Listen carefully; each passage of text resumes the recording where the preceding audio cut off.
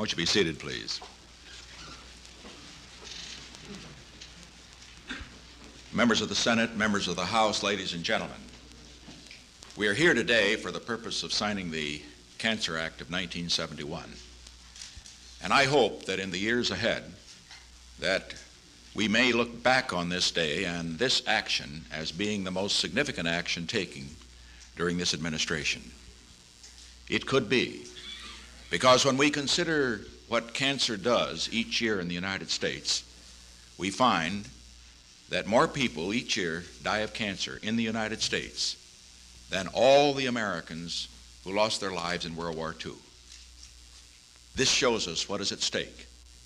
It tells us why I sent a message to the Congress the first of this year, which provided for a national commitment for the conquest of cancer, to attempt to find a cure.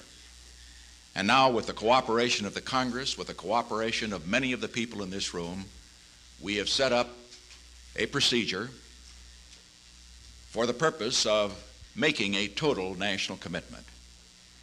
I'm not going to go into the details of that procedure, except to say this. As a result of what has been done, as a result of the action which will come into being as a result of signing this bill, the Congress is totally committed to provide the funds that are necessary, whatever is necessary, for the conquest of cancer.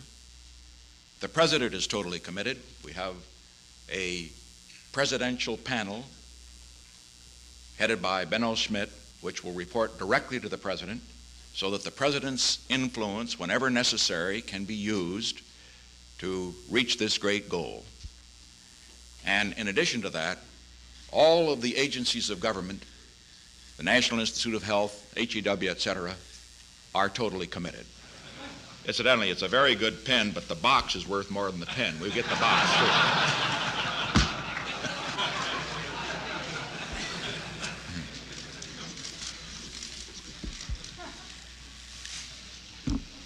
Benno, you'll get the Richard. Thank you. Dr. Dutton,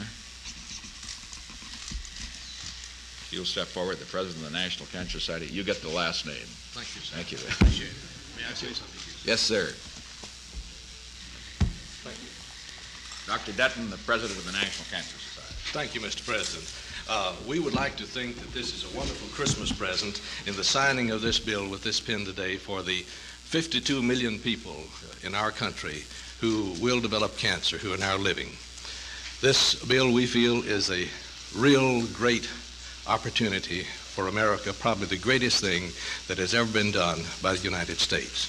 And to you, sir, who asked for this to be a national priority, and to our friends in the Congress who gave us this bill, the 2.25 million volunteers of the American Cancer Society ask that I express their appreciation. We're truly grateful, sir. Thank you, Doctor. Thank you. Thank you.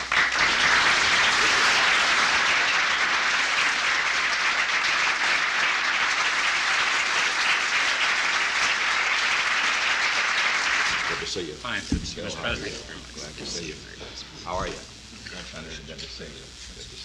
President. Peter, how are you? Harley? Good to see you. Hi, good to see you. Hi, Harrison. I didn't know that many of you would come back from vacation. Prior Richard. Mr.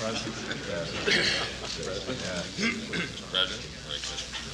We're still working, Mr. Yes, good to see you. Good to see you, sir. It's a pleasure to see you. This is an indication of the priorities. You know, the Congress had a very long session and finally got adjourned. We all appreciated that fact, incidentally. But once they adjourned, they did too. But once they adjourned and they were to go home and go on their vacations, to have this many members of the House and Senate who are members of the committee back here shows how deeply they feel. And I think that for that reason, we'd like to record this for a picture. So go ahead. We don't have to tell House and Senate members how to get in the picture.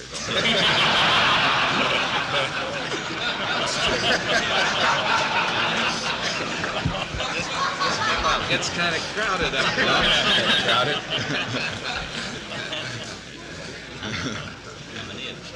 Well, you're right here. You're right here. That's the thing. Couldn't be too, All right. Couldn't be too much.